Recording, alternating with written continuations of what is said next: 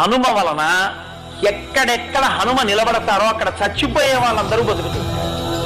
అది ఆనాడు కాదు, ఆనాడు అన్నారు బ్రహ్మగారు, ఈయన ఎక్కడుంటాడో అక్కడ మంగళం, ఈయన ఎక్కడుంటాడో అక్కడ శుభం.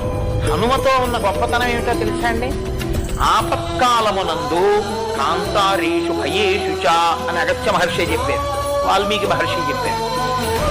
భయం వేసినప్పుడు చేతిలో చీపురు పుల్ల కూడా లేకపోతే వేలుతో హనుమ అని రాసి అక్కడ నిలబడి హనుమని నమ్మి స్తోత్రం చేసే రక్షించారు. ఉన్నారు పెద్దలు, ఎంతో మంది ఉన్నారు ఆయన చేత రక్షణ పొందారు. ఆనాటి నుంచి ఈనాటి వరకు రామనామం చెప్పిన రామ భక్తుడైన వాణ్ణి, రాముని మీద విశ్వాసం ఉన్నవాణ్ణి చెనకలేరు. హనుమ సర్వదా కాపాడుతుంటారు అలాంటి వాళ్ళని.